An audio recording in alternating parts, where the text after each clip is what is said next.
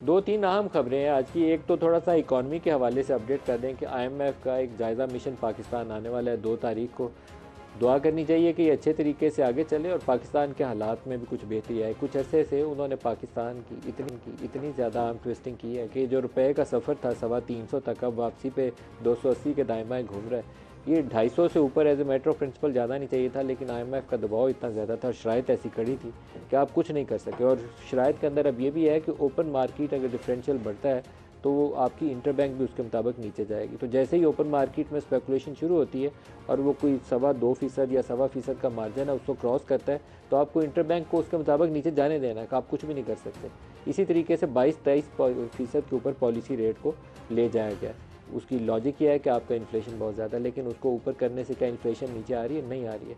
क्यों नहीं नीचे आ रही? क्योंकि रुपया मुसलसल नीचे गिर रहा है और आप जितनी यूटिलिटी कॉस्ट है उनको खुद से ऊपर कर रहे हैं। तो आपका पॉलिसी रेट कैसे उस चीज़ को नीचे ले आए? जब आप इधर से पॉलिसी रेट को 22 या 23 करते हैं और साथ बिजली की कीमत, गैस की कीमत, पेट्रोल की कीमत आप बढ़ा देते हैं, तो क्या उससे इन्फ्लेशन नीचे आएगी? नहीं आएगी।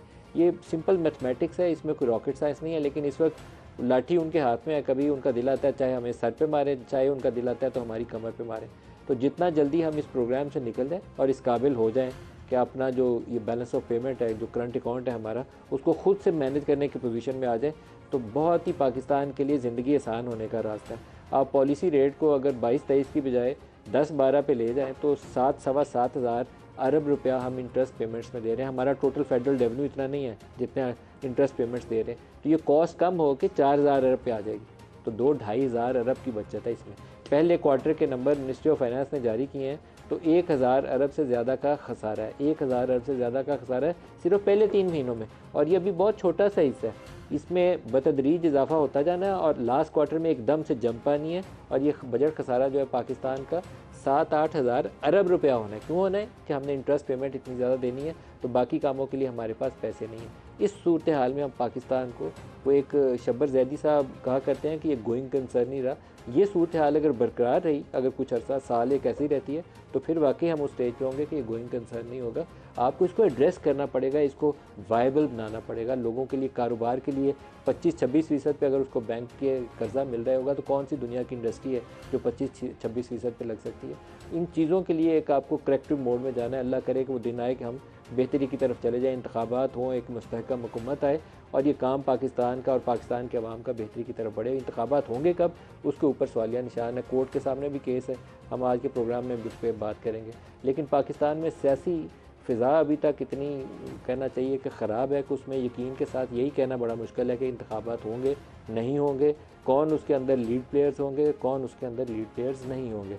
अभी आज साइफ़र वाला मामला है, तो साइफ़र वाले मामले में हमने गुज़श्ता प्रोग्राम में आपको 2 बयान दिखाए थे। एक आज़म खान का दिखाया था, एक असद मजीद का दिखाया था। आज हमारे सामने एक और स्टेटमेंट का हिस्सा है। उस दिन भी हमारे पास ये था, लेकिन उसका डॉक्यूमेंट पूरा दस्तयाब नहीं था। आज सुहेल महमूद जो उस वक्त सेक्रेटरी खारजा थे, उनका बयान हमारे सामने।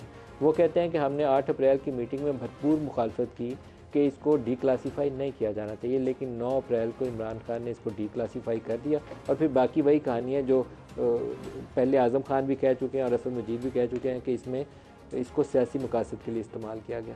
अब ये सूरत हाल में, और उनके ऊपर फ़र्द जुर्म भी आयद हो चुकी है, दोनों के ऊपर, शाह महमूद के ऊपर भी और इमरान खान के ऊपर भी। तो क्या इमरान खान आइंदा इंतखाबात में सियासत में हिस्सा लेने के काबिल होंगे? ये एक सवालिया निशान है। और मेरा ख्याल ये है कि शायद उनको आइंदा इंतखाबात में वैसी ही सूरत हाल का सामना करना पड़े जैसे नवाज़ शरीफ को गुज़श्ता इंतखाबात में सामना करना पड़ा था। वो जेल में बंद थे और नाअहल हो चुके थे। इस दफ़ा वही सूरत हाल इमरान खान के ऊपर तारी होगी। तो क्या ऐसे में इंतखाबी अमल अच्छे से आगे बढ़ सकता है? नहीं बढ़ सकता। आज के प्रोग्राम में जो हमारे साथ शुरका है उनसे इसके ऊपर बात करेंगे। हमारे साथ मेहमान शख्सियात में कर्नल हाशिम डोगर साहब हैं, इस्तेहकाम पाकिस्तान पार्टी से हमारे साथ। कर्नल साहब बहुत शुक्रिया। नईम पंजोथा साहब हमारे साथ हैं, वकील हैं पाकिस्तान तहरीक इंसाफ से। मोहसिन शाहनवाज रांझा साहब हैं, सीनियर रहनुमा है पाकिस्तान मुस्लिम लीग नवाज से। सबको खुशामदीद कहता हूँ प्रोग्राम में। डोगर साहब आप ही से स्टार्ट कर लेते हैं। सबसे पहले इमरान खान का सियासी मुस्तकबिल आपको क्या नज़र आता है? 9 मई जो कुछ हो चुका है, जितनी उन्होंने इस्टेब्लिशमेंट से पहले 2011 से ऑनवर्ड मोहब्बत बनाई थी, उतनी अब उनकी लड़ाई है। तो ऐसे में सफ़र उनका आगे चलेगा या नहीं चलेगा? बिल्कुल शॉर्टली बात करते हुए तो नहीं चले, मुझे नहीं नहीं लगता। चलेगा। नहीं, तो क्या सूरत है उनकी जेल में आइंदा इंतखाबात?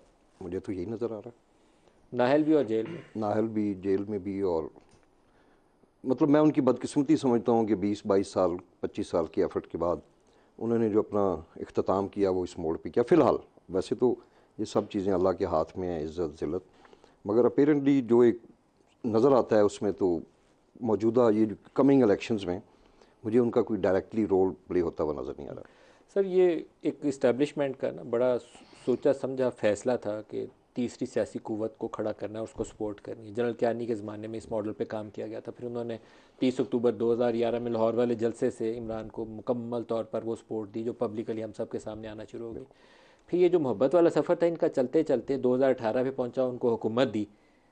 3 साल में ख़त्म कैसे हो गई वो मोहब्बत? क्या ऐसा हो गया जिसमें लड़ाई क्यों पड़ गई आपस में? जो मैं समझता हूँ कि मैं ख़ुद भी, आपको पता है, पंजाब हुकूमत का हिस्सा रहा हूँ, तो बहुत थोड़े अरसे में ही, अब देखें ना, इमरान खान को अदारों ने या उस टाइम पे जो चीफ थे या DGISI थे, उन्होंने तो नहीं कहा था कि माज़रत के साथ जो हमारी पूरे हाउस में जो हमारे मेंबर्स थे कि आप उनमें से सरदार उस्मान बुज़दार साहब को इलेक्ट कर लें।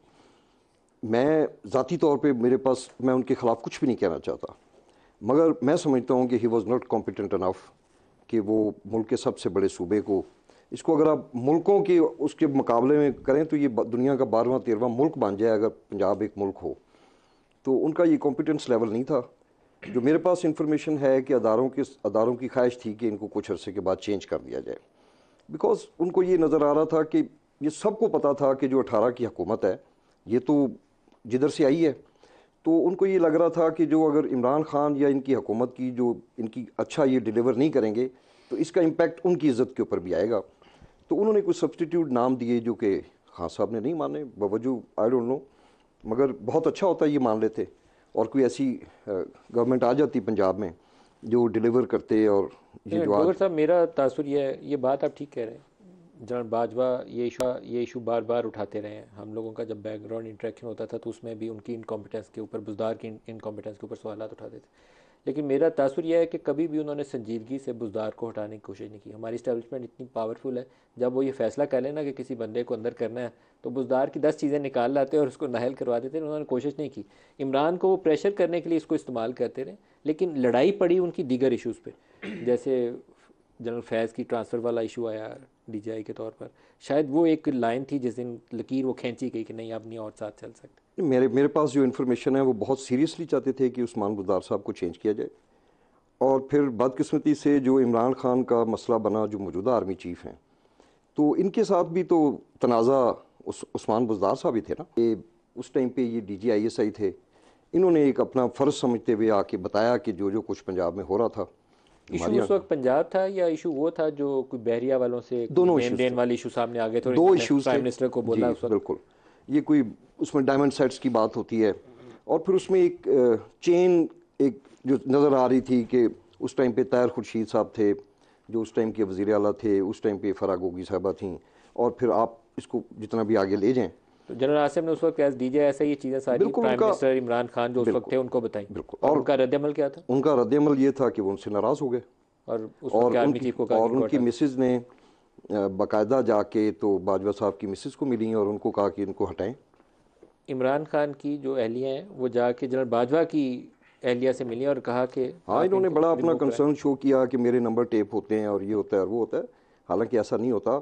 मैं नहीं समझता, मैंने खुद इन इदारों में सर्व किया है कि आप इतने हाई लेवल पे, उन्होंने एक अपना फ़र्ज़ अदा करते हुए, मैं भी इंटेलिजेंस में रहा हूँ और हम बताते थे अपने सीनियर्स को कि सर ये हो रहा है। लेकिन नंबर तो बुशरा बीबी के टेप होते थे, वो हमने अब वो लीक्ड ऑडियो सुन लिए जहाँ वो तोहफे लेने देने की बातें हो रही थी, सारी वो ऑडियो। उसमें ज़रूरी नहीं कि वो बुशरा साहबा के हों, हो सकता है जो दूसरी पार्टी है उनके हो रहे हों, किसी एक के तो हो रहे होंगे, किसी एक के हो रहे होंगे, तभी रिकॉर्डिंग हुई। जी। अब उसमें भी आप ब्लेम नहीं कर सकते ना। देखिए, आपके मुल्क में सिर्फ ISI तो नहीं है, और भी अदारे हैं, इंटेल है, मेरी इन्फॉर्मेशन के मुताबिक इनको भी काफ़ी ज़्यादा टेक्निकली इक्विप किया गया। अब फुल टेप करने की महारतें हैं हमारे पास। IP भी कर सकती है, SI भी कर सकती है। तो ये इन्होंने सारे इश्यूज वो क्रिएट कर लिए। 18 में तो हमें साफ नज़र आता था कि फ़ौज आउट ऑफ द वे जाके अदारों ने इनको इमरान खान को सपोर्ट किया। ये जो नून लीग वाले कहते हैं, मैं बिल्कुल इसको डिनाई नहीं करता। अब क्या हो रहा है, ये एक अलग स्टोरी है। जो 2018 में मोहब्बत इमरान खान के लिए थी, अब वो मोहब्बत बदल के नवाज शरीफ को हाँ, मिल वो गई। मेरा ख्याल है कि हम 24-25 में इस पे बात करेंगे कि इसका 2 साल, आप इसका मतलब है कि 1.5 साल से 2 साल दे रहे हैं। 2 साल के अंदर चीज़ें क्लैरिफाई हो जाएंगी कि अब ये चौथी दफ़ा ये जो प्रोग्राम लॉन्च हो रहा है, इसकी एक तो ये कि मुद्दत कितनी है ये और मोहब्बत इसका कितनी देर बरकरार और ये एंड इसका क्या होगा। एंड